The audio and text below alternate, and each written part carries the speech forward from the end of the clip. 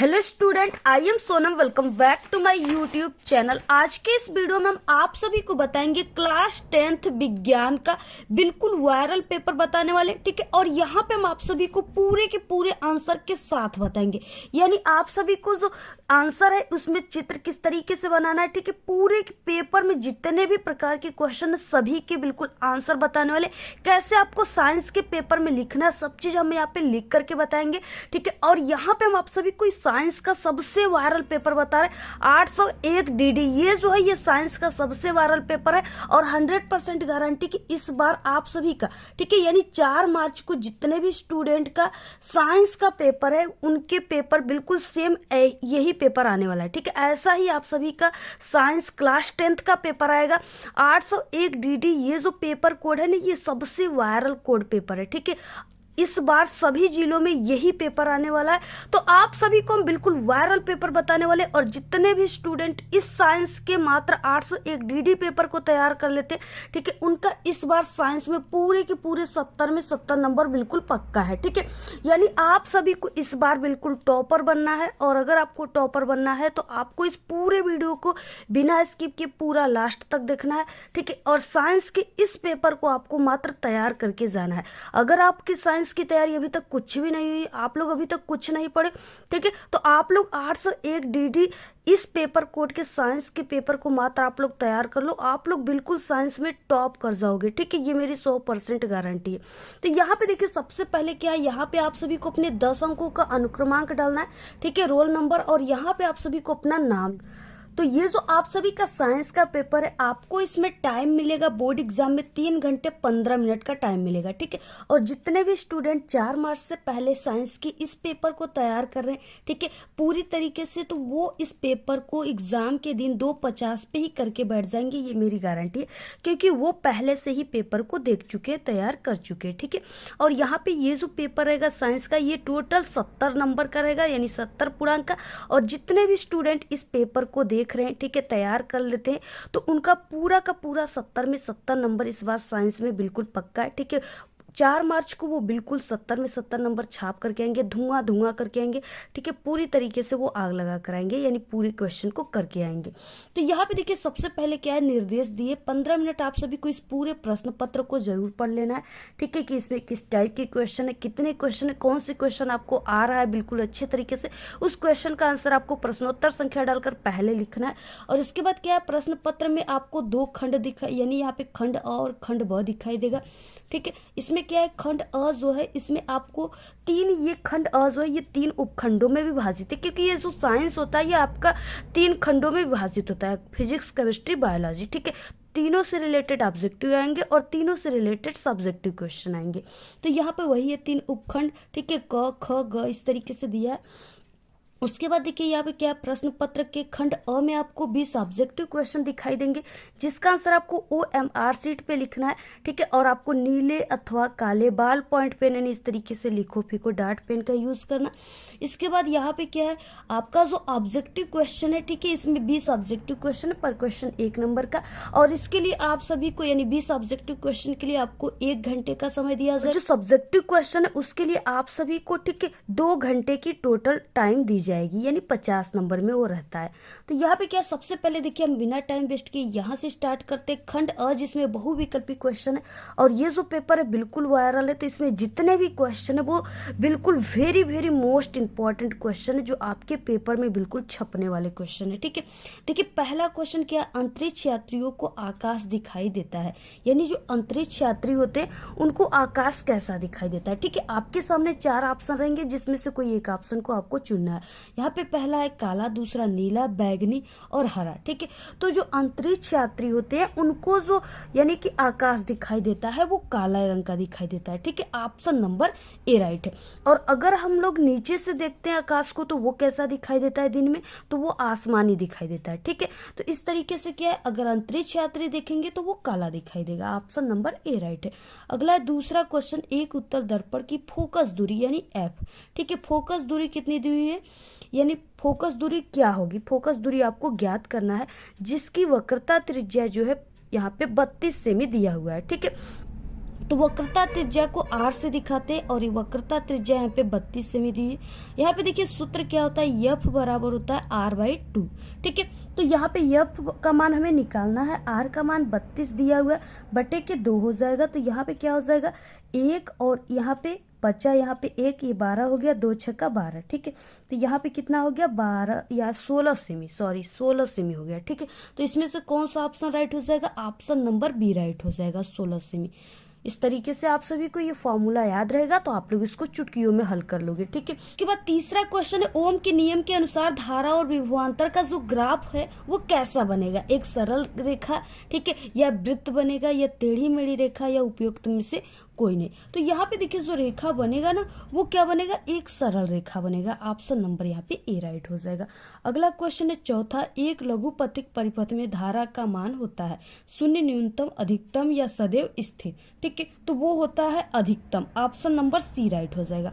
अगला क्वेश्चन पांचवा, विद्युत धारा का मापन करते हैं विद्युत जनित्र के द्वारा, धारा मापी के द्वारा, अमीटर के द्वारा या विद्युत मोटर के द्वारा। ठीक है, तो यहाँ पे विद्युत धारा जो है इलेक्ट्रिक करंट, उसका जो मापन किया जाता है वो अमीटर के द्वारा किया जाता है। ऑप्शन नंबर सी राइट है। अगला है छठवां नंबर का क्वेश्चन, दूरदृष्टि दोष से पीड़ित व्यक्ति के लिए चश्मे में प्रयुक्त किया जाता है। ठीक है, अवतल लेंस और अवतल लेंस, ठीक है, उत्तल लेंस, उत्तल दर्पण या अवतल दर्पण। तो यहाँ पे देखिए जो दूर दृष्टि से यानी पीड़ित व्यक्ति है उसके जो चश्मे में यूज किया जाता है तो वो उत्तल लेंस यूज किया जाता है। ऑप्शन नंबर ए राइट हो जाएगा। सातवां क्वेश्चन, एक गोली दर्पण की वक्रता त्रिज्या 30 सेमी है तो इसकी फोकस दूरी क्या हो जाएगी। ठीक है, तो यहाँ पे देखिए क्या है कि इस तरीके से यानी r का मान दिया हुआ है। अब यहाँ पे आपको वही सूत्र पे रख देना, r/2 पे f बराबर, इसका मान यहाँ पे 30 दिया है। ठीक है, तो यहाँ पे क्या आ जाएगा 15 सेमी आ जाएगा। कितना आ जाएगा 15 सेमी। ऑप्शन नंबर यहाँ पे बी राइट हो जाएगा। ठीक है, आप लोग देखिए सभी क्वेश्चन को बिल्कुल ध्यान से समझिए और अच्छे से देखिए। ये नहीं कि आप लोग इन सभी क्वेश्चन को पढ़ने के बाद एग्जाम में आप लोग गए और आपको समझ में नहीं आ रहा है कि इन 4 ऑप्शन में से कौन सा सही है। ठीक है, इसलिए आप लोग इसको बहुत ही ध्यान से समझिए। और हाँ, आप सभी लोग इस वीडियो पे, ठीक है, यानी 1000 लाइक आप सभी लोग कर दो। ठीक है, क्योंकि ये वीडियो हम आपको इतने अच्छे तरीके से समझाएंगे ना, अगर आपको साइंस बिल्कुल भी समझ में नहीं आती, लेकिन अगर आप लोग इस पूरी वीडियो को देख लिए तो 100% आपको हम कह रहे हैं कि आप लोग साइंस में बिल्कुल टॉपर बन जाओगे। इतनी अच्छी तरीके से बारीकी से हम बताने वाले जैसा आपको पूरे यूट्यूब पर कोई नहीं बताएगा। ठीक है, और ये इतना वायरल पेपर है कि आपका 100% इस पेपर में से सभी क्वेश्चन आने वाले एग्जाम में, और आपको ऐसा पेपर पूरे यूट्यूब पर कोई नहीं बताएगा। ठीक है, इससे पहले अगर आप लोग कोई भी साइंस के पेपर किसी भी यूट्यूब चैनल पे देखे थे तो वो पूरी तरीके से फेक था, क्योंकि हम एक बोर्ड एग्जाम की कॉपी चेक करने वाले एग्जामिनर भी हैं। पिछले 5 सालों से बोर्ड एग्जाम की कॉपी भी चेक कर रहे और पेपर भी बना रहे। ठीक है, इसलिए हम आपको जो पेपर बताएंगे वो 100% बिल्कुल, ठीक है, ओरिजिनल पेपर रहेगा, बिल्कुल सही पेपर रहेगा। ठीक है, उसमें से कुछ क्वेश्चन आपके पेपर में 100% आएंगे और ठीक है, और बाकी अगर आपका 80% 70% की तैयारी भी रहेगी ना, फिर भी अगर आप लोग हमारे यूट्यूब चैनल के अलावा किसी भी चैनल के साइंस के पेपर को देखते हो या कोई भी सब्जेक्ट की पेपर की, ठीक है, तो आपकी 80-70% जो तैयारी है वो भी 0% हो जाएंगी, क्योंकि सभी लोग बिल्कुल फेक पेपर बता रहे हैं। ठीक है, अब यहाँ से देखिए उपखंड ख शुरू हो गया और यानी कि आप सभी का यहाँ से केमिस्ट्री से रिलेटेड ऑब्जेक्टिव क्वेश्चन स्टार्ट हो गया। ठीक है, निम्न में से कौन सा तत्व जो है धात्विक है। यहाँ पे P दिया है, He दिया है, लिथियम दिया है और यहाँ पे S दिया है, फास्फोरस। ठीक है, तो इसमें से जो तत्व है वो कौन सा धात्विक है, तो वो लिथियम है। ऑप्शन नंबर सी राइट है। अगला क्वेश्चन है यहाँ पे 9, कौन सा कार्बनिक यौगिक असंतृप्त यौगिक है। ठीक है, एथेन, मेथेन, एथिलीन या एथिल एल्कोहल। तो यहाँ पे देखिए जो असंतृप्त है वो एथिलीन है। ठीक है, क्योंकि एथिलीन जो है इसमें क्या होता है CH ट्रिपल बांध CH, जहाँ पर भी आपको ट्रिपल बांध देखने को मिलेगा वो जो है यानी तत्व वो क्या हो जाएगा, यौगिक, वो असंतृप्त हो जाएगा। तो ऑप्शन नंबर सी राइट है। अगला क्वेश्चन है देखिए यहाँ पे 10 नंबर का, धोने के सोडा का रासायनिक सूत्र क्या होता है। धोने का सोडा यानी धावन सोडा का। ठीक है, तो धावन सोडा का रासायनिक सूत्र होता है यानी Na2CO3 और यहाँ पे उसके साथ जल मिला होता है 10H2O। ठीक है, ऑप्शन नंबर बी राइट है। बाकी बेकिंग सोडा का सूत्र क्या होता है आप लोग कमेंट करके बताइएगा इसमें से कौन सा ऑप्शन है। ठीक है, इसके बाद अगला क्वेश्चन 11, कॉपर यानी तांबा अयस्क है। कॉपर का अयस्क कौन सा है? बॉक्साइट, मेलेकाइट, कार्नेलाइट या सीडेराइट। ठीक है, तो इसमें से जो कॉपर का अयस्क है वो मेलेकाइट है। ऑप्शन नंबर बी राइट है। ठीक है, इसके अलावा कॉपर का प्रमुख अयस्क जो है वो कॉपर पायराइट है। इसके बाद अगला क्वेश्चन यहाँ पे 12 निम्नलिखित में से दुर्बल अम्ल है। HCl, HCN, ठीक है, HNO3, H2SO4। तो यहाँ पे पूछ रखा है दुर्बल। ठीक है, दुर्बल जो है यानी निम्न में से कौन सा दुर्बल अम्ल है? तो वो है HCN। Option number b right हो जाएगा। तो यहाँ पे हो जाएगा HCN, option number b right है। अगला क्वेश्चन, अम्ल से हाइड्रोजन हटाने वाला तत्व है। अम्ल से जो हाइड्रोजन हटाने वाला तत्व है वो जेडियन है। ठीक है, ऑप्शन नंबर ए राइट है। यहाँ पे जिंक। आप इसके बाद देखिए उपखंड ग स्टार्ट होता है, यहाँ से 14 नंबर का क्वेश्चन है। प्रचलित रूप से ऊर्जा गृह कहलाता है क्लोरोप्लास्ट, ठीक है, राइबोसोम्स या माइक्रोकांडिया या लाइसोसोम्स। तो यहाँ पे जो है ये माइक्रोकांडिया जो है ये ऊर्जा का घर इसको कहते हैं। ऑप्शन नंबर सी राइट हो जाएगा। अगला नंबर का क्वेश्चन है मानविक का कार्य क्या होता है? ठीक है, मानविक का जो कार्य होता है वो होता है उत्सर्जन का। ऑप्शन नंबर डी राइट है। अगला क्वेश्चन है 16 केवल प्रोटीन के बने होते हैं। कौन सा तत्व केवल प्रोटीन का बना होता है? ठीक है, तो यहाँ पे प्रायोन्स। ऑप्शन नंबर क्या हो जाएगा? सी राइट है। 17 नंबर का क्वेश्चन है हीमोग्लोबिन महत्वपूर्ण भूमिका निभाता है उत्सर्जन में, श्वसन में, पाचन में या वृद्धि में। तो यहाँ पे देखिए ये श्वसन में निभाता है। ठीक है, ऑप्शन नंबर बी राइट है। 18 नंबर का क्वेश्चन है पौधे में कायिक प्रवर्धन के लिए कौन सा भाग अधिक अनुकूल होता है? ठीक है, तो यहाँ पे कौन सा भाग हो जाएगा? वो परकलिका। ऑप्शन नंबर डी राइट हो जाएगा। अगला क्वेश्चन है 19 नंबर का क्वेश्चन, एक द्विसंकर का दर्श प्रारूप होता है। ठीक है, वो क्या होता है? 9 संबंधे 3 संबंधे 3 संबंधे 1। ऑप्शन नंबर सी राइट है। अगला क्वेश्चन यहाँ पे 20 मनुष्य में गुणसूत्रों की संख्या होती है। मनुष्य में देखिए जो गुणसूत्रों की संख्या होती है वो यहाँ पे 46 होती है। ऑप्शन नंबर सी राइट है। ठीक है, इस तरीके से तो ये थे 20 ऑब्जेक्टिव क्वेश्चन जो बहुत ही इंपॉर्टेंट है, आप लोग पूरा तैयार कर लो। इसके बाद तो यहाँ पे देखिए खंड ब है जिसमें वर्णनात्मक प्रश्न यहाँ से स्टार्ट होता है 50 नंबर का। सबसे पहले उपखंड क दिया यानी फिजिक्स से रिलेटेड क्वेश्चन आपको सबसे पहले देखने को मिलेगा। यहाँ पे देखिए पहला नंबर का क्वेश्चन है कि एक लेंस की फोकस दूरी की गणना कीजिए यदि उसकी क्षमता, ठीक है, पहला क्षमता यहाँ पे -2.0 डायोप्टर है, यदि यानी प्लस का 1 डायोप्टर की क्षमता वाला लेंस इसके साथ जोड़ दिया जाए तो संयुक्त लेंस की जो फोकस दूरी है वो क्या हो जाएगी? ठीक है, ये 4 नंबर का क्वेश्चन है, बहुत ही इंपॉर्टेंट क्वेश्चन है। सबसे पहले देखिए यहाँ पे क्या है कि यदि यानी उसकी क्षमता, यानी यहाँ पे क्षमता दिया हुआ है और यहाँ पे 2 क्षमता दिया है। क्षमता को P से दिखाते हैं यानी पावर, तो यहाँ पे P1 और इसको हम P2 मान लेते हैं। ठीक है, तो यहाँ पे पहला क्षमता यानी P1 बराबर हो जाएगा, कितना मान दिया है यहाँ पे माइनस, ठीक है, 2.0 डायोप्टर, और यहाँ पे देखिए माइनस दिया हुआ है। ठीक है, तो ये क्या है यानी माइनस दिया हुआ है क्षमता, तो इसका मतलब ये अवतल लेंस है। कौन सा लेंस है? अवतल लेंस है। ठीक है, और इसके बाद देखिए यहाँ पे क्या दिया है? प्लस का 1 डायोप्टर, यानी P2 का मान यहाँ पे दिया हुआ है प्लस का 1 डायोप्टर। अगर यहाँ पे देखिए प्लस का दिया है तो ये कौन सा हो जाएगा? ये उत्तल लेंस हो जाएगा। ठीक है, कौन सा? उत्तल लेंस हो जाएगा ये, इस तरीके से। अब यहाँ पे क्या है, इस सूत्र क्या होता है, यानी जो क्षमता का सूत्र होता है, लेंस की क्षमता का सूत्र, वो क्या होता है? F बराबर होता है 1/P। ठीक है, और ये चीजें मीटर में है, ये किस में है? मीटर में। और यहाँ पे हम सेमी में देखेंगे तो F बराबर हो जाएगा 100/P। ठीक है, ये क्या हो जाएगा? सेमी में हो जाएगा। ठीक है, तो यहाँ पे हम सेमी में ही निकालेंगे, तो यहाँ पे क्या हो जाएगा? जैसे हमें पहले F1 यानी फोकस 1 का मान निकालना है, तो F1 बराबर हो जाएगा 100/P1। ठीक है, और P1 का मान कितना दिया है? -2.0 डायोप्टर। ठीक है, तो यहाँ पे हम मान रख देंगे F1 बराबर 100/K माइनस, ठीक है, 2.0। तो यहाँ पे देखिए यहाँ पे एक अंकों पर दशमलव है, तो यहाँ पे हम ऊपर नीचे 10 से गुणा भाग कर देंगे इस तरीके से। ठीक है, तब यहाँ पे हमारा जो दशमलव है ये हट जाएगा।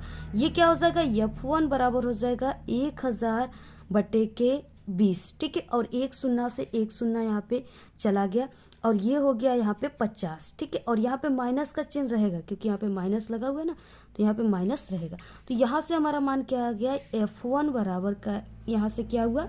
-50 से। ठीक है, यानी यहाँ पे -50 सेमी आ गया। ठीक है, इस तरीके से F1 का मान। इसके बाद क्या है कि F2 का मान निकालना है। अब किसका मान निकालना है? F2 का। ठीक है, तो F2 बराबर क्या हो जाएगा? 100 बटा के F2 यानी पावर 2 का मान क्या दिया है यहाँ पे, इस सूत्र में हम लोग रख रहे हैं। ठीक है, पावर 2 का मान यहाँ पे प्लस का 1 दिया है, तो यहाँ पे आप लोग प्लस का 1 रख दीजिए। अब यहाँ पे क्या हो जाएगा, 1 का इसमें करेंगे तो F2 बराबर यहाँ से हमारा क्या आ गया, प्लस का 100 cm। ठीक है, ये F2 का मान आ गया इस तरीके से। अब देखिए क्या है, F1 और F2 का मान निकल गया। अब यहाँ पे क्या करना है, संयुक्त लेंस की आपको फोकस दूरी निकालना है। तो यहाँ पे क्या हो जाएगा, संयुक्त लेंस, आप लोग इसको नोट कर लीजिएगा। ठीक है, अब क्या निकालना है, संयुक्त लेंस की फोकस दूरी। अब देखिए संयुक्त लेंस की फोकस दूरी का जो सूत्र होता है वो क्या होता है, 1 बटा के F बराबर 1 बटा के F1 प्लस 1 बटा के F2। ये क्या है, संयुक्त लेंस की फोकस दूरी का फॉर्मूला है। ठीक है, अब इसी पर हमारे पास यहाँ पे F1 का मान निकला हुआ है। ठीक है, और F2 का मान निकला हुआ है। अब हम इस सूत्र पे अगर रखते हैं तो हमारा यहाँ से आंसर आ जाएगा। ठीक है, तो यहाँ पे 1 बटा के F बराबर क्या हो जाएगा, 1 बटा के F1 का मान कितना दिया है यहाँ पे, माइनस का 50 दिया है। ठीक है, तो यहाँ पे माइनस का 50 रखेंगे, प्लस यहाँ पे F2 का मान कितना आया है, 100, तो यहाँ पे प्लस का 100 रखेंगे। अब यहाँ पे हमने 100 LCM ले लिया। ठीक है, अब यहाँ पे 100 यानी 50 जो है वो 100 को कितने बार में काटेगा, 2 बार में। यहाँ पे हो जाएगा माइनस का 2 और 100 इसको 1 बार में काटेगा, प्लस का 1। ठीक है, तो यहाँ से क्या आ गया, माइनस का 1 बटा के 100 आ गया। ठीक है, और यहाँ पे हम लोग F बराबर क्या लिख सकते हैं, माइनस का 100 cm। ठीक है, तो यहाँ पे क्या आ गया, ये संयुक्त लेंस की फोकस दूरी यहाँ से आ गया। ठीक है, तो इस तरीके से ये आंसर हो गया। आपको इसी तरीके से पूरा लगाना है, जैसे हमने लगाया उसी तरीके से, बहुत ही आसान है। आप लोग पूरा इसका स्क्रीनशॉट ले लीजिए और ऐसे ही आप सभी को लगाना है। ठीक है, देखिए अगला नंबर का क्वेश्चन है यहाँ पे दूसरा कि 15 सेमी फोकस दूरी के किसी उत्तल दर्पण से कोई वस्तु 10 सेमी दूरी पर रखी है तो प्रतिबिंब की स्थिति और प्रकृति आपको ज्ञात करना है। ठीक है, यानी आप सभी को पहले के ये सवाल जो दिया उसको लगाना है और सवाल में जो भी आता है माइनस प्लस उसी के अनुसार आपको उसकी स्थिति को ज्ञात किया जाता है। यानी आभासी है, प्रतिबिंब बन रहा है या सीधा बन रहा है, दर्पण के आगे बन रहा है या पीछे बन रहा है, तभी आपको स्थिति ज्ञात करनी है। ठीक है, तो ये कितने नंबर का, 4 नंबर का। आप सभी लोग इस सवाल को हल करोगे, इसके बाद इसकी स्थिति प्रकृति बताएंगे, तब आपको टोटल 4 नंबर मिलेंगे। सबसे पहले देखिए यहाँ पे क्या है कि F बराबर कितना दिया है, यहाँ पे फोकस का मान दिया हुआ है। ठीक है, तो यहाँ पे F बराबर कितना है, 15 सेमी है। उसके बाद यहाँ पे क्या है, वस्तु की दूरी यानी U का मान दिया हुआ है कितना, 10 सेमी। ठीक है, और यहाँ पे प्रतिबिंब की स्थिति प्रकृति बोला है यानी V का मान आपको ज्ञात करना है, तो इसके बराबर आपको क्वेश्चन मार्क कर देना है। ठीक है, अब यहाँ से क्या हो गया, यानी दर्पण के सूत्र से आप सभी को लिख देना है आगे। ठीक है, यहाँ से कि दर्पण के सूत्र से, तो 1 बटा के F बराबर 1 बटा के V प्लस 1 बटा के U, ये क्या होता है, ये दर्पण का सूत्र होता है। अगर ये याद रहेगा तभी आप लोग इसको हल कर पाओगे सवाल को। ठीक है, और आप सभी के यानी जो दर्पण वाले क्वेश्चन है, ठीक है, प्रकाश वाले क्वेश्चन है, उससे रिलेटेड आपके पेपर में यानी 2 से 3 सवाल भी आएंगे, न्यूमेरिकल भी आएंगे और क्वेश्चन भी उससे रिलेटेड आता है। तो इसलिए आप लोग इस चैप्टर को काफी अच्छे तरीके से पढ़ लीजिएगा।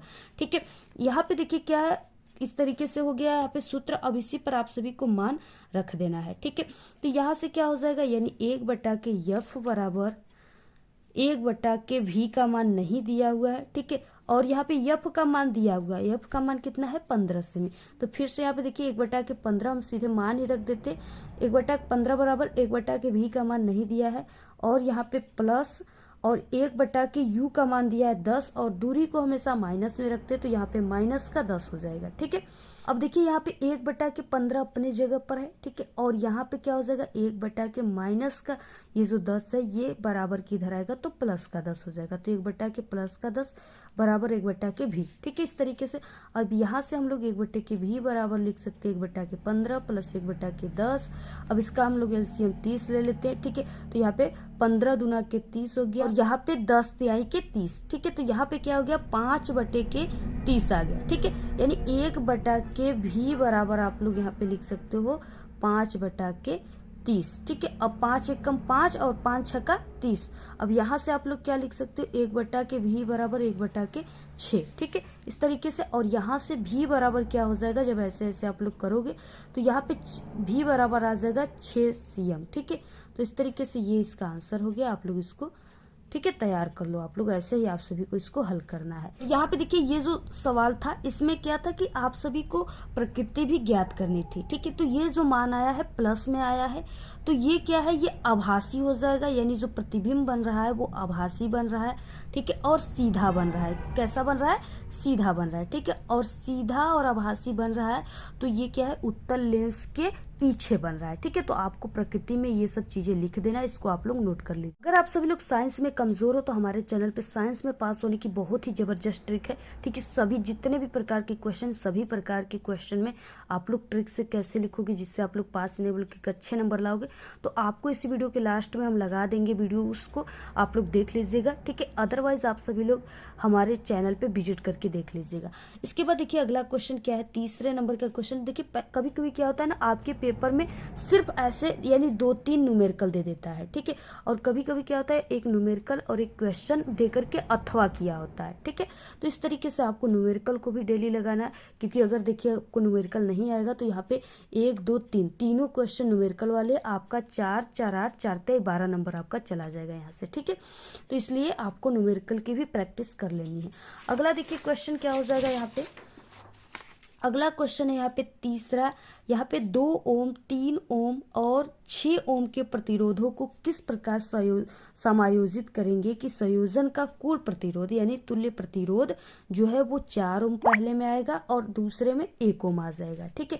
तो किस तरीके से आप सभी को इसको करना है, तो देखिए सबसे पहले कि यहाँ पे जो ये 3 ओम का प्रतिरोध है और 6 ओम का प्रतिरोध है, ठीक है। 3 ओम और 6 ओम का जो प्रतिरोध है इसको आपको सबसे पहले समांतर क्रम में जोड़ना है, ठीक है। समांतर क्रम का मतलब पास क्रम में आप सभी को जोड़ना है। अब यहाँ पे देखिए समांतर क्रम का सूत्र क्या होता है, यानी 1/के पहले हम r डैश बराबर निकालेंगे, तो 1/के r डैश बराबर 1/के r1 प्लस 1/के r2, ठीक है। ये समांतर क्रम का सूत्र है। अब इसी पर आपको रख देना 1/के r डैश बराबर 1/के r1 का मान 3 रख दीजिए और प्लस 1/के r2 का मान यहाँ पे 6 रख दीजिए, ठीक है। 6 इसका एलसीएम हो जाएगा, यहाँ पे हो जाएगा 3 दूना के 6 और प्लस 6 कम 6, ठीक है। तो यहाँ पे हो जाएगा 3/के 6 यानी कि यहाँ से आ गया 2 ओम, ठीक है। r डैश बराबर क्या आ जाएगा, यहाँ से 2 ओम आ जाएगा, ठीक है। इस तरीके से 2 ओम आ गया। अब ये जो 2 ओम आया हुआ है यानी r डैश का जो मान 2 ओम आया हुआ है, अब इसको आप सभी को क्या करना है, यहाँ पे जो एक और यहाँ पे 2 ओम दिया है ना, ये वाला 2 ओम आपको इसके साथ क्या करना है, इसको श्रेणी क्रम में जोड़ देना है, ठीक है। किस में जोड़ देना है, श्रेणी क्रम में आप सभी को जोड़ देना है। तो यहाँ से कुल प्रतिरोध यानी कि यहाँ पे तुल्य प्रतिरोध हो जाएगा, R इक्वलेट बराबर हो जाएगा यहाँ पे, ठीक है। R डैश हो जाएगा और यहाँ पे जो यहाँ पे दिया है क्वेश्चन में ये वाला प्रतिरोध हो जाएगा, ठीक है। तो यहाँ पे 2 ओम हो जाएगा। तो यहाँ पे R इक्वलेट बराबर आप सभी लोग R डैश का मान यहाँ पे कितना आया, 2 ओम, इसको रख दीजिए प्लस ये जो 2 ओम क्वेश्चन में दिया है इसको हम लोग श्रेणी क्रम में जोड़ रहे हैं, ठीक है। तो ये 2 ओम हो जाएगा और श्रेणी क्रम का सूत्र आप सभी को पता ही होगा क्या होता है, R बराबर R1 प्लस R2 होता है, ठीक है। उसी पर ये सवाल लग रहे हैं, आप लोग इसको याद रखिएगा। तो यहाँ से R इक्वलेट बराबर क्या हो गया, यानी तुल्य प्रतिरोध यहाँ से हमारा 4 ओम निकल गया, ठीक है। अब ये क्या हो गया, ये दूसरे क्वेश्चन का आंसर हो गया, ये जो दूसरा पॉइंट था उसका ये आंसर हो गया, ठीक है। इस तरीके से यहाँ पे 4 ओम पूछा था, 4 ओम आ गया, आप लोग देख सकते हो यहाँ पे 4 ओम आया है, ठीक है। आप लोग स्क्रीनशॉट ले लीजिए। अगला हमें क्या करना है, 1 ओम किस तरीके से आएगा ये अब आपको देखना है, ठीक है। तो यहाँ पे देखिए क्या हो जाएगा, यानी कि यहाँ से हम लोग निकालेंगे दूसरे नंबर के क्वेश्चन को, तो यहाँ से क्या हो जाएगा, यानी जितने भी प्रतिरोध हैं ये 2 ओम, 3 ओम, 6 ओम, ठीक है। इन तीनों प्रतिरोधों को हम लोग क्या करेंगे, समांतर क्रम में इसको जोड़ देंगे, ठीक है।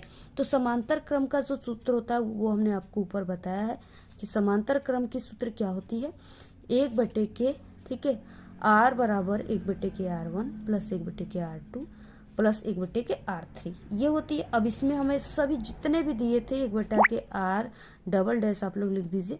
1/R1 का मान यहाँ पे हो जाएगा 2, 1/R2 का 3 और 1/R3 का 6। तो इसी को रख दीजिए आप लोग 1/2 प्लस 1/3 प्लस 1/6। अब इसका हम लोग 6 एलसीएम ले लेते हैं और यहाँ पे ये जो 2 है ये 6 को कितने बार में काटेगा, तो ये 3 बार में। 2 तो यहाँ पे देखिए 2 जो है 3 बार में काटेगा ना, तो यहाँ पे 3 रहेगा। तो 3 दूना के 5 1 6, तो यहाँ से क्या आ गया 6/6 आ गया। ठीक है, यानी R डबल डैश बराबर 6/6। अब इसको हम जब काट देंगे तो यहाँ पे हमारे पास 1 ओम आ गया। तो R डबल डैश बराबर यहाँ पे क्या आ गया 1 ओम। ठीक है, तो इस तरीके से क्या हो गया, दोनों पॉइंट हमारा आ गया। ठीक है, यानी यहाँ पे 1 ओम आ गया। ठीक है, तो इस तरीके से आपको सवाल को लगाना है। ये आपका 4 नंबर का है। अगर आप लोग सिर्फ पहले वाले का आंसर लिखते हैं तो 2 नंबर मिलेगा, दूसरे वाले को भी लिख दिए तो यहाँ पे 4 नंबर आपको मिल जाएगा। अगला देखिए अथवा क्वेश्चन है, यानी आप लोग ये वाला कीजिए या अथवा जो दिया है इसको आपको कर। यहाँ पे देखिए अथवा क्वेश्चन है, आप लोग इस सवाल को कीजिए। अथवा में यहाँ पे एक क्वेश्चन है, इसका आंसर लिखिए आप लोग। किसी चालक के प्रतिरोध से क्या तात्पर्य है, ये किन किन कारकों पर निर्भर करता है। ठीक है, ये 4 नंबर का है। तो देखिए जो धारा का विरोध करता है, ठीक है, वही क्या होता है, वो प्रतिरोध उसी को कहते हैं। ठीक है, ये क्या कहता है, जो धारा प्रवाहित होती है तार में उसी का ये विरोध करता है हमेशा।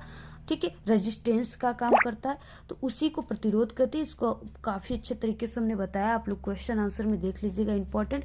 और देखिए ये किन किन कारकों पर निर्भर करती है। तो ये क्या होता है, ये प्रतिरोध आर के लंबाई के अनुक्रमानुपाती होता है। ठीक है, और इसके क्या होता है, यानी आर के 1/A क्षेत्रफल के व्युत्क्रमानुपाती होता है। ठीक है, और ये आर प्रोपोर्शनल टी यानी ये ताप के अनुक्रमानुपाती होता है। ठीक है, इस तरीके से इन सब चीजों पर ये निर्भर करता है। देखिए चौथा दिया कि दिए गए परिपथ में आपको गणना करना है। पहला पॉइंट है यहाँ पे कि ए और बी के बीच आपको बिंदुओं के बीच तुल्य प्रतिरोध का आपको गणना करना है। ठीक है, यहाँ पे बिंदु ए है और यहाँ पे बिंदु बी है। आपको इन्हीं के बीच में जितने भी प्रतिरोध है उसका आप सभी को पूरा तुल्य प्रतिरोध निकालना है। ठीक है, तो यहाँ पे हम R यहाँ पे इक्विलेट बराबर। ठीक है, ये जो है सबसे पहले कि आपको ये जो है यानी ए और बी के दोनों के बीच में निकल रहा है, तो ये जो है दोनों 4 और 4 प्रतिरोध ये क्या एक दूसरे के समांतर है। ठीक है, यानी ये समांतर क्रम में जुड़ेंगे और समांतर क्रम का सूत्र हमने आपको बताया है आगे क्या होता है 1/R बराबर। ठीक है, 1/R1 प्लस 1/R2 ये समांतर क्रम का सूत्र है। अब आपको इसी पे लिख देना है पहले। ठीक है, 1/R बराबर या R डैश बराबर क्या हो जाएगा 1/R1 प्लस 1/R2। ठीक है, अब आप सभी को मान रख देना है यहाँ पे 1/R1 की जगह आपको 4 रखना है प्लस 1/R2 की जगह भी 1/R1 का मान 4, 1/R2 का मान 4। अब जब ये हर बराबर होता है तो क्या होता है ये वही लिखा जाता है और ऊपर की चीजें जुड़ी जाती हैं, तो 1 1 2। ठीक है, तो इस तरीके से 2 1 कम 2 और 2 दूना के 4। ठीक है, यहाँ पे R डैश बराबर क्या आ गया 2 ओम आ गया। कितना आ गया 2 ओम आ गया। ठीक है, अब ये जो 2 ओम है, अब आप सभी को क्या, अब यहाँ पे क्या हो गया ये पूरा हट गया। ठीक है, ये सिर्फ इस तरीके से हो गया ऐसे ऐसे, और ये हो गया 2 ओम। हमने इसको दोनों को जोड़कर निकाल दिया। ठीक है, हल करने के बाद 2 ओम आ गया। अब ये 2 ओम और 4 ओम क्या है, ये एक दूसरे के श्रेणी क्रम में जुड़े हुए हैं। ठीक है, अब यहाँ पे आपको श्रेणी क्रम का यहाँ पे निकालना है। तो श्रेणी क्रम में आप सभी का क्या होता है यहाँ पे श्रेणी क्रम। ठीक है, श्रेणी क्रम का सूत्र क्या होता है, हमने कई बार बताया आपको कि R बराबर R1 प्लस R2। ठीक है, ये होता है। अब आपको क्या करना है 1/R डबल डैश बराबर 1/R1 का मान, यानी इसको आप लोग रख दीजिए। ठीक है, इसको R डैश भी मान सकते हो आप लोग। तो इसका मान यहाँ पे 2 ओम आया है और प्लस यहाँ पे R2 का मान, यानी यहाँ पे जो 4 है इसको लिख देना है आपको 4। ठीक है, तो R यहाँ पे डबल डैश बराबर कितना आ गया 6 ओम। ठीक है, तो इस तरीके से पहले यानी जो पॉइंट था इसका आंसर यहाँ पे 6 ओम आ गया। ठीक है, पहले वाले का आंसर। उसके बाद देखिए यहाँ पे क्या है, धारा का मान आप सभी को ज्ञात करना है।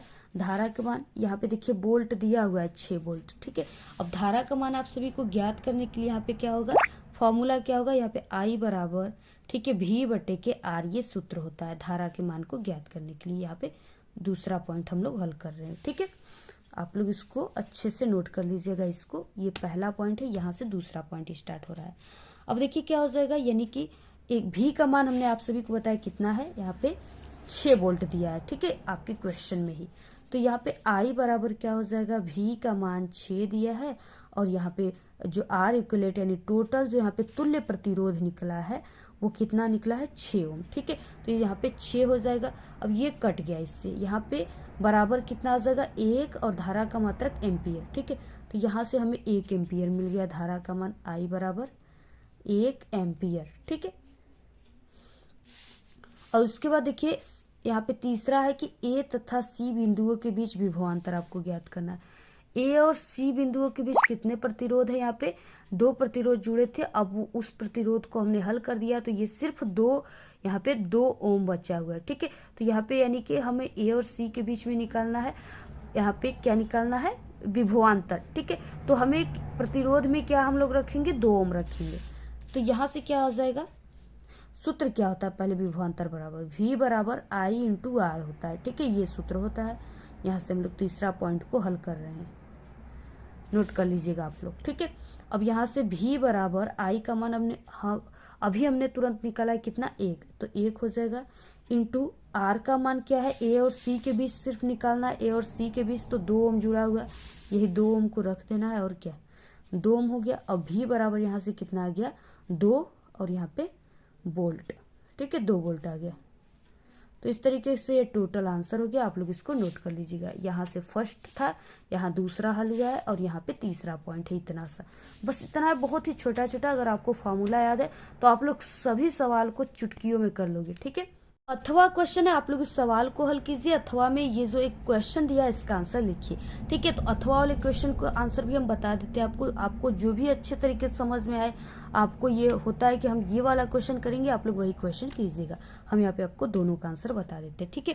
कांच के प्रिज्म के द्वारा श्वेत प्रकाश के वर्ण विक्षेपण की परिघटना उपयुक्त किरण आरेख खींचकर आपको स्पष्ट करना है, ठीक है। तो यहाँ पे देखिए आपको प्रिज्म बनाना है, और उसमें आपको श्वेत प्रकाश के वर्ण विक्षेपण की घटना को दिखाना है, ठीक है। सबसे पहले देखिए इस तरीके से क्या है, ये प्रिज्म है, आपको इस तरीके से त्रिभुज की तरह होता है, प्रिज्म बना लेना है। और यहाँ से क्या जा रहा है, यहाँ से श्वेत किरण जा रहे हैं, ठीक है, यहाँ से श्वेत किरण जा रहे हैं। अब जब इस तरीके से श्वेत किरण जाता है, तो जब ये प्रिज्म में जाता है ना, तो ये श्वेत किरण जो होता है, सफेद रंग का किरण, ये 7 रंगों में विभक्त हो जाता है। देखिए यहाँ पे क्या है, ये यहाँ पे विरल माध्यम से जा रहा है। अब फिर से यहाँ पे जब ये प्रिज्म में प्रवेश किया, तो यहाँ पे इसको सघन माध्यम हो गया, ठीक है। तो ये क्या हो गया, यानी इस तरीके से अभिलंब ये है। अब इसके ये सघन माध्यम में जाने के बाद ये ऐसे झुक गया, ठीक है। अब फिर से ये क्या हुआ, ये विरल माध्यम में फिर से आ गया, तो ये फिर से अभिलंब से दूर हट गया इस तरीके से। तो यहाँ पे जब ये जो श्वेत रंग की प्रकाश प्रिज्म में जा रही है, तो ये 7 रंगों में ऐसे विभक्त हो जा रही है, ठीक है। अब जब ये प्रिज्म से निकल रही, तो इसको जब हम एक पर्दा पर लेते हैं, तो इसमें हमें 7 रंग दिखाई देते हैं। पहला लाल, ठीक है, दूसरा नारंगी, पीला, हरा, आसमानी, नीला और बैगनी, इस तरीके से इतने कलर दिखाई देते हैं, ठीक है। तो यही क्या है, इसी को कांच के प्रिज्म के द्वारा श्वेत प्रकाश का विक्षेपण कहते हैं, ठीक है। अब देखिए क्या है, आपको आंसर पढ़ लेना है। यहाँ पे कांच, यहाँ पे क्या हो जाएगा, आवश्यक सामग्री आपको इसमें लिखना है कि गत्ते की एक सीट एवं एक प्रिज्म लेते हैं। क्रिया विधि हो जाएगा, गत्ते की एक मोटी सीट लेकर के इसके मध्य में एक छोटा छिद्र या एक पतली झिर्री बनाई जाती है, तथा पतली झिर्री पर सूर्य का प्रकाश पड़ने दीजिए, ठीक है। इस तरीके से यहाँ पे सूर्य की प्रकाश पड़ने दीजिए।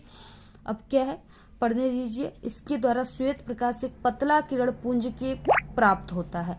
दूसरा क्या है, अब प्रिज्म जो है वो प्रिज्म लेकर चित्र में दिखाई गई स्थिति के अनुसार झिर्री से प्रकाश को इसके एक फलक पर डालिए, ठीक है। इस तरीके से एक फलक पर प्रिज्म के डाला जा रहा है ऐसे। अब क्या है, तीसरे में प्रिज्म को धीरे धीरे इस प्रकार घुमाइए कि इसके निकलने वाला जो प्रकाश है वो पास रखे पर्दे पर दिखाई देने लगे। ये जो पर्दा है इस पे दिखाई देने लगे। प्रेक्षण एवं निष्कर्षक प्रिज्म के द्वारा विभिन्न वर्णों का क्रम बैगनी, जामुनी, नीला, हरा, पीला, नारंगी तथा लाल प्राप्त होता है।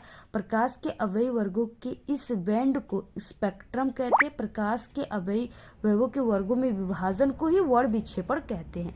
ठीक है, तो इस तरीके से जितना चीजें हैं आपको लिख देना है। अगर आप लोग जो चित्र हमने बताया इसको क्रियाविधि को समझ गए तो बाकी वही सब चीजें उसी के बारे में आपको लिखना है। यहाँ पे बहुत ही इंपॉर्टेंट है, ये पेपर में पक्का आपसे भी क्या आएगा, हर साल आता है। ठीक है, तो आप लोग इसको तैयार कर। अब यहाँ से देखिए उपखंड ख स्टार्ट होता है जिसमें बायोलॉजी से रिलेटेड क्वेश्चन है। 5वां क्वेश्चन है, 5वें का ख, निम्नलिखित यौगिकों का आपको संरचना सूत्र लिखना है। ठीक है, 2 नंबर में। पहला यहाँ पे प्रोपेनॉल 2 दिया है, नॉल लगा है यानी इसमें OH समूह जुड़ा हुआ है दूसरे नंबर पे। ठीक है, अब आप सभी को इसका संरचना सूत्र बना लेना है। यहाँ पे देखिए प्रोपेनॉल यानी 1 का अगर 1 कार्बन है तो उसको कहते हैं हम लोग मेथेन है। उसके बाद अगर 2 कार्बन है तो उसको एथेन कहते हैं। अगर 3 कार्बन है तो उसको प्रोपेन कहते हैं। ठीक है, तो यहाँ पे कार्बन की संख्या, यहाँ पे प्रोपेन दिया है तो कार्बन की संख्या हम लोग 3 लेंगे। ठीक है, तो यहाँ पे क्या हो जाएगा CH3 और उसके बाद CH, उसके बाद CH3। ठीक है, और यहाँ पे क्या है नॉल यानी नॉल 2 यानी दूसरे नंबर पे OH समूह जुड़ा है। OH को ऑल कहते हैं यानी नॉल कहते हैं। ठीक है, तो 1 कार्बन 2 और 3 कार्बन और दूसरे नंबर पे दिया है 2 दिया है तो दूसरे नंबर पे यहाँ पे OH समूह जुड़ा हुआ है। ठीक है, तो ये हो गया प्रोपेनॉल। ठीक है, यही है संरचना, आप लोग बना लीजिएगा। 1 2 3 कार्बन भी है यहाँ पे। और उसके बाद क्या है पेंटेनल यानी 1 कार्बन को मेथेन, दूसरे को एथेन, तीसरे को प्रोपेन, चौथे को ब्यूटेन और 5वें कार्बन को पेंटेन कहते हैं यानी यहाँ पे C5 रहेगा। ठीक है, तो कार्बन की संख्या हमें 5 लेना है तो यहाँ पे हम ले लेते पहले 1 2 3 4। ठीक है, 5 कार्बन की संख्या कितनी रहेगी, 5 रहेगा। और यहाँ पे नल जुड़ा हुआ है, नल का मतलब CHO जुड़ा हुआ है। ठीक है, ये क्रियात्मक समूह जुड़ा हुआ है तो यहाँ पे हम CHO लिख देते हैं। और इन सभी के बीच में एकल बांध रहेंगे क्योंकि इनके साथ हाइड्रोजन भी जुड़ेंगे तो यहाँ पे क्या हो जाएगा CH3। ठीक है, और यहाँ पे फिर से CH2 हो जाएगा और यहाँ पे CH2 हो जाएगा और उसके बाद यहाँ से क्या हो जाएगा CH2 हो जाएगा। यहाँ पे एकल बंध यहाँ पे रहेगा। अब यहाँ पे ये पूरा क्या हो गया 1 कार्बन, ठीक है, 2 कार्बन 3 4 5 कार्बन है, 5 कार्बन और यहाँ पे CHO समूह जुड़ा हुआ है, अल समूह, तो ये क्या हो गया पेंटेनल। ठीक है, तो यही आपको दोनों संरचना बना लेना है, यही दोनों संरचना आपको बनाना है। ठीक है, उसके बाद देखिए यहाँ पे ख क्वेश्चन दिया है, निम्नलिखित अभिक्रियाओं को संतुलित रासायनिक समीकरण आपको देना है, 2 नंबर में है। ये देखिए पहला क्या है इस तरह, तो यहाँ पे देखिए पहला क्या दिया हुआ है, यहाँ पे जिंक और प्लस सिल्वर नाइट्रेट। ठीक है, जिंक को Zn से दिखाते हैं और प्लस सिल्वर नाइट्रेट की जो सूत्र होती है वो Ag, ठीक है, और NO3, ये सिल्वर नाइट्रेट की सूत्र होती है। अब इसका जब हम लोग रिएक्शन कराते हैं, ठीक है, तो ये क्या बनता है यहाँ पे जिंक नाइट्रेट, और रिएक्शन कराने के लिए आपको ऐसे तीर की निशान लगाना है। और जिंक नाइट्रेट की सूत्र होती है Zn और यहाँ पे NO, ठीक है, NO3 का यहाँ पे ट्वाइस होता है। ठीक है, प्लस यहाँ पे क्या हो जाएगा, यहाँ पे जो प्राप्त होगा वो Ag प्राप्त होगा। और यहाँ पे देखिए NO3 का यहाँ पे मान कितने 2 लगा है तो यहाँ पे 2 है। ठीक है, तो यहाँ पे 1 ही है, आपको यहाँ पे 2 कर देना है। अब यहाँ पे हमने 2 किया तो Ag का मान 2 हो गया तो यहाँ पे भी 2 कर दीजिए। ये क्या हो गया संतुलित, क्योंकि यहाँ पे लिखा गया है संतुलित रासायनिक समीकरण देना है, यानी जितना इधर तत्वों का मान होगा उतना ही इधर तत्वों का मान होता है। ठीक है, तो ये पहला था। दूसरा क्या है यहाँ पे मैग्नीशियम, या मैग्नीशियम को Mg कहते हैं। ठीक है, plus hydrogen chloride, hydrogen chloride को HCl कहते हैं। और यहाँ पे ये रिएक्शन करके क्या बना दिया मैग्नीशियम क्लोराइड, यहाँ पे MgCl2। ठीक है, और प्लस यहाँ पे हाइड्रोजन बना दिया प्लस H2, इस तरीके से। अब यहाँ पे H2 हाइड्रोजन की संख्या 2 है तो यहाँ पे भी आपको 2 करना होगा क्योंकि यहाँ पे क्लोरीन भी तो 2 हो गई। ठीक है, तो इस तरीके से ये संतुलित भी हो गया और रिएक्शन भी कंप्लीट हो गया।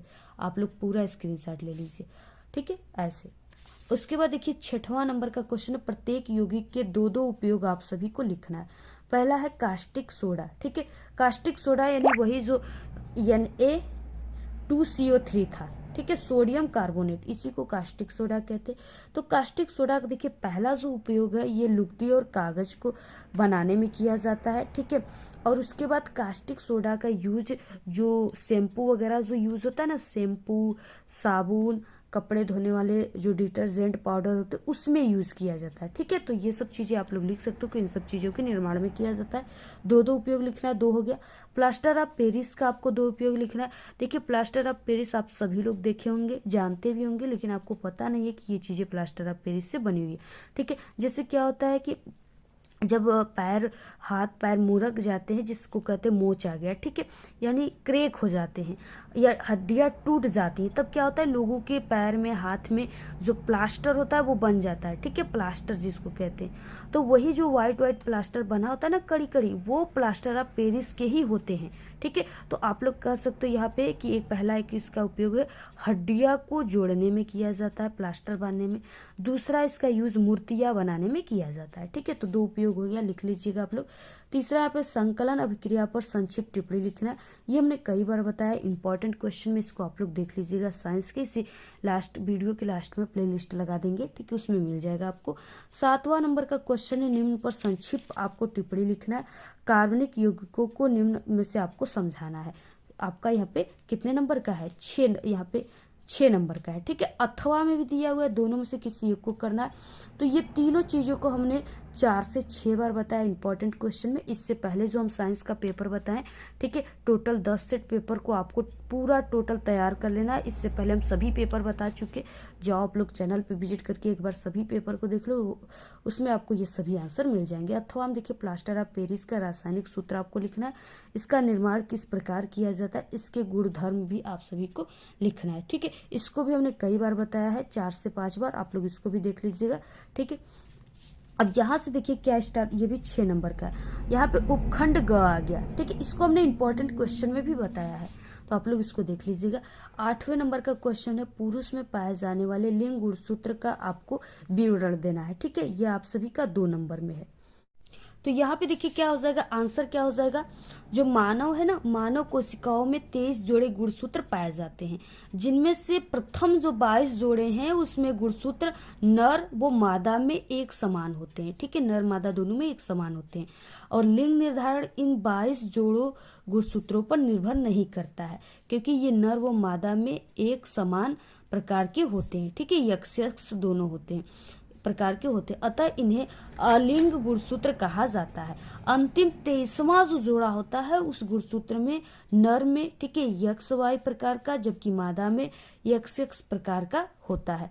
यानी यक्ष वाई जो होते हैं इसमें बॉय आते हैं, और यहाँ पे यक्ष जो है इसमें गर्ल आती हैं। ठीक है, और जो लिंग का निर्धारण करता है, जब नर का यक्ष गुणसूत्र मादा के यक्ष गुणसूत्र से मिलता है तो यक्ष प्रकार का गुणसूत्र बनता है। यक्ष प्रकार का यानी कि यहाँ पे लड़की की जन्म होती है। ठीक है, और यहाँ पे क्या है, जबकि मादा गुणसूत्र, जो कि मादा गुणसूत्र कहलाता है, अतः लड़की का जन्म होता है। लेकिन यदि नर का वाई गुणसूत्र मादा के यक्ष गुणसूत्र से मिलता है तो यक्ष वाई प्रकार का गुणसूत्र बनता है। इसे नर गुणसूत्र कहते हैं। इस प्रकार जो होता है लड़के का जन्म होता है, यानी ये लड़कों में यक्ष वाई गुणसूत्र पाए जाते हैं। ठीक है, तो यही यहाँ पे कहा गया है। बाकी आप लोग पूरा स्क्रीनशॉट ले लो, बहुत ही इजी है। ठीक है, आप लोग इसका क्रॉस भी करा लीजिए, इस तरीके से आप लोग क्रॉस भी इसका करा लोगे, यक्ष और यक्ष वाई, इसका आप लोग ऐसे ऐसे क्रॉस भी करा सकते हो। ठीक है, यहाँ पे इस तरीके से, यहाँ पे लड़की का जन्म हो गया, यहाँ पे लड़कों का जन्म हो गया। तो इस तरीके से आप सभी लोग पूरा स्क्रीनशॉट ले लो, बहुत इंपॉर्टेंट है ये, पक्का पेपर। अगला देखिए यहाँ पे 2 नंबर का क्वेश्चन है, मेंडल के द्वारा प्रतिपादित प्रभावी तथा अप्रभावी लक्षणों को आपको समझाना है। ठीक है, सर क्या हो जाएगा, जीवों के गुणों को 2 जोड़ों में बांटा जाता है। प्रत्येक के दोनों गुण इस प्रकार संबंधित होते हैं कि अगर दोनों गुणों को एक साथ एक ही जीव में उपस्थित करते हैं तो इनमें से एक गुण जो है वो प्रभावी होता है, यानी दिखाई देता है, जबकि दूसरा गुण जो है वो स्वयं दिखाई नहीं देता है, तो उसे जो दिखाई देता है उसे प्रभावी कहते हैं, और जो नहीं दिखाता है उसे अप्रभावी गुण कहते हैं। मेंडल ने लंबे पौधे के लक्षण को प्रभावी और बौने जो पौधे थे, ठीक है, उनके लक्षण को अप्रभावी कहा है। तो यही है मेंडल के प्रभाविता और अप्रभाविता का नियम। ठीक है, प्रभावी और अप्रभावी यही है, बस थोड़ा सा है, आप लोग इसको तैयार कर लीजिए। अगला क्वेश्चन है देखिए, 9 स्थलीय परितंत्र में पाए जाने वाले खाद्य जल का आपको उदाहरण सहित समझाना है 4 नंबर में। स्थली का मतलब जो धरती पे पाए जाते हैं, ठीक है, जो भूमि पर पाए जाते हैं। अब देखिए आप सभी को आंसर कैसे लिखना है, सबसे पहले आप लोग इस चित्र के माध्यम से समझ जाइए, ठीक है। यहाँ पे क्या है इस तरीके से, पहले कि यहाँ पे एक पौधा है, अब इस पौधे को इस पौधे को टिड्डा खा गया, ठीक है। अब ये जो टिड्डा है इसको क्या खाएगा, ये मेढक का, यहाँ पे ये मेढक का भोजन है टिड्डा, ठीक है, जो सुग्गे होते हैं। और उसके बाद ये जो मेढक है ये भी बच के नहीं रहेगा, क्योंकि इसको कौन खा जाएगा, इसको बाज खा जाएगा, ठीक है। और इसके बाद यहाँ पे देखिए ये जो पौधे हैं, इस पौधे को चिड़िया भी खाती है, ठीक है, और कुछ चिड़िया जो है इनको बाज भी खा जाता है। इसके बाद ये जो पौधा है इसको खरगोश खाता है, ठीक है, और खरगोश को कौन खा जाता है, खरगोश को ये शेर लोमड़ी खा जाती है, ठीक है। और उसके बाद ये जो चूहा है, चूहे को कौन खाता है, यहाँ पे सांप खाता है, और सांप भी बचकर नहीं रहेंगे, ठीक है, सांप महाराज को जो है बाज खा जाता है इस तरीके से। यानी जो सबका जो है सभी लोग सबका आहार है, ठीक है, इस तरीके से आप लोग देख सकते हो। अब देखिए अब यहाँ पे लिखा हुआ क्या है, आंसर क्या है, इसको अब हम लोग पढ़ लेते हैं। किसी एक जीव का कई जीवों के द्वारा भक्षण किया जा सकता है, ठीक है, जैसा कि हमने बताया आप सभी को, जो पौधे हैं उनको टिड्डा खा रहा है, टिड्डे को मेढक खा रहा है, मेढक को बाज खा जा रहा है, यानी सभी लोग सभी को भक्षण कर रहे हैं। समानतः एक जीव दो या अधिक प्रकार के जीवों के द्वारा खाया जाता है, जो स्वयं अनेक जीवों को खाते हैं। इस प्रकार एक आहार श्रृंखला की जीवधारी का संबंध अन्य आहार श्रृंखला की जीवधारी से हो जाता है, ठीक है। यही अनेक आहार श्रृंखलाओं का जो है पारस्परिक संबंध आहार जाल कहलाता है। इस तरीके से आपको लिखना है, यानी ये क्या है, एक तरह से जाल तरह का बना हुआ है। यह खाद्य जाल पौधे से शुरू होकर के सर्वोच्च मांसाहारी जीव बाज पर जाकर के समाप्त होता है। ये जो खाद्य जाल है ये पौधे से शुरू हो रहा है और ये कहाँ समाप्त हो रहा है, बाज पे समाप्त हो रहा है, ठीक है। ये क्या कर रहा है, ये चिड़ियों को भी खा जाता है, ये चूहों को भी खा जाएगा, ठीक है, और ये इस तरीके से खरगोश को भी खा जाता है। तो इस तरीके से यहाँ पे क्या है, उदाहरण में जैसे पौधे जो है वो उत्पादकों को खरगोश प्राथमिक उपभोक्ता खाते हैं, यानी खरगोश खा जाता है पौधे को, तथा फिर खरगोश को भी बाज खा जाता है। पौधे को चूहा खाता है, फिर चूहे को कौन खा जाता है, सांप खा जाता है, और सांप को कौन खा जाता है, बाज खा जाता है, ठीक है। यानी बाज जो है वो सबको ही खा जा रहा है। तो यही चीजें आपको, यही चीजें बनाना है, इन सभी को आपको बनाना है। अगर पेपर में आ गया तो ये सब चीजों को बना करके आपको ये चीजें लिखना है, ठीक है। तो आप लोग पूरा इसका स्क्रीनशॉट ले लीजिए। और यहाँ पे देखिए अथवा क्वेश्चन है, आप लोग इसको कीजिए, यानी ये परितंत्र को आप लोग बनाइए। अदरवाइज आप सभी लोग ये वाले क्वेश्चन को करिए। नलिका विहीन ग्रंथियां क्या होती है, थायराइड ग्रंथि की संरचना तथा उसके कार्यों का वर्णन करना है, ठीक है। ये आपका 4 नंबर में, तो आपको दोनों में से किसी एक को करना है। ये जो पहला वाला ये सही है, आप लोग इसको बनाकर भी लिखोगे तो नंबर मिल जाएगा। तो आप लोग पहले वाले क्वेश्चन को ही कीजिएगा, ठीक है। और इसका आंसर आपको हमारे अदर जो सेट बने हुए पेपर साइंस के उसमें मिल जाएगा। अगला क्वेश्चन है 10वां, मनुष्य के दोहरे परिसंचरण की व्याख्या आपको करना है, ठीक है। ये 4 नंबर के है। अब यहाँ पे देखिए क्या हो जाएगा, मनुष्य के दोहरे परिसंचरण, उत्तर क्या हो जाएगा यहाँ पे, मनुष्य के परिसंचरण तंत्र को दोहरा परिसंचरण तंत्र इसलिए कहते हैं क्योंकि प्रत्येक चक्र में रुधिर 2 बार हृदय में जाता है। हृदय का दायां और बायां, ठीक है, बंटवारा ऑक्सीजनित तथा विऑक्सीजनित रुधिर को मिलाने से रोकता है, यानी जिसमें ऑक्सीजन मिल गया है और जिसमें ऑक्सीजन नहीं मिला उसको मिलाने से रुधिर में रोकता है। क्योंकि हमारे शरीर में जो है उच्च ऊर्जा की आवश्यकता होती है, जिसके लिए उच्च दक्षतापूर्ण यानी क्षमता वाले ऑक्सीजन की जरूरी होती है। अतः शरीर का जो तापक्रम है वो बनाए रखने तथा निरंतर ऊर्जा की पूर्ति के लिए परिसंचरण लाभदायक होता है। तो ये चीजें थोड़ी सी आप लोग इसको लिख लीजिएगा। इसके बाद देखिए अगला क्वेश्चन क्या दिया हुआ है। अगला यहाँ पे 11 नंबर का क्वेश्चन, मेंडल के नियमों को आपको उदाहरण सहित व्याख्या करना है, ठीक है। ये 6 नंबर का क्वेश्चन है। तो मेंडल ने 3 नियम दिया था, ठीक है, उसमें से आप सभी लोग तीनों नियमों को लिखना है और आपको इस तरीके से जो होता है, ठीक है, क्रॉस भी आपको कराकर लिखना है। तो आप लोग ये वाला कीजिए। अथवा में जो है मानव पाचन तंत्र का नामांकित चित्र बनाइए, पाचन क्रिया का वर्णन कीजिए। आप लोग ये वाला भी कर सकते हो, ठीक है। ये वाला जो है सबसे इम्पोर्टेंट है, हर साल पेपर में आता है, इस बार भी आएगा और ये सरल भी है। तो हम आप सभी को यही वाले क्वेश्चन का आंसर बता देते हैं। ठीक है, इससे पहले हम आपको बता दें कि हमारे चैनल पे सभी विषय में पास होने की ट्रिक है। अगर आपका कोई भी सब्जेक्ट कमजोर है, आपको लग रहा है कि इसमें हमारे नंबर कम आएंगे, हम एग्जाम में फेल हो सकते हैं इस सब्जेक्ट में, तो आप लोग हमारे चैनल के इसी वीडियो के लास्ट में आपको हम सभी भी जो है विषय में पास होने की सब्जेक्ट में ट्रिक की वीडियो लगा देंगे। आप लोग क्लिक करके देख लीजिएगा। अगर आप लोग कमजोर हो तो अगर आप लोग हमारे ट्रिक की वीडियो को देख लेते हो तो आप लोग पास ही नहीं बल्कि एक अच्छे नंबर सभी सब्जेक्ट में लाओगे। ठीक है, तो आप सभी लोग इसी वीडियो के लास्ट में हम लगा देंगे वीडियो, आप लोग उसको जरूर देख लीजिएगा। तो देखिए पाचन, आप लोग पाचन क्रिया की जो संरचना है वो आप लोग इस तरीके से भी बना सकते हो। ठीक है, ऐसे, और आप लोग इस तरीके से भी बना सकते हो। ठीक है, दोनों में से आप लोग किसी भी तरीके से बना सकते हो। तो यहाँ पे देखिए क्या हो जाएगा, यानी आपको किस तरीके से लिखना है। यहाँ पे पाचन क्रिया का मतलब जहाँ से हम लोग भोजन खाते, यानी मुख से पूरा भोजन खाते। ठीक है, खाने के बाद इस तरीके से ये आता है हमारे ऐसे पेट में, और इस तरीके से ये इसी में ठीक है पीसा जाता है, पचता है, उसके बाद गुदा द्वार से बाहर आ जाता है। तो इसी पूरी क्रिया को क्या कहते हैं, पाचन क्रिया कहते हैं। पाचन तंत्र का यही चित्र है। ठीक है, यही आप सभी को बनाना है। सबसे पहले आपको एक मानव का ऐसे फिगर बना देना है।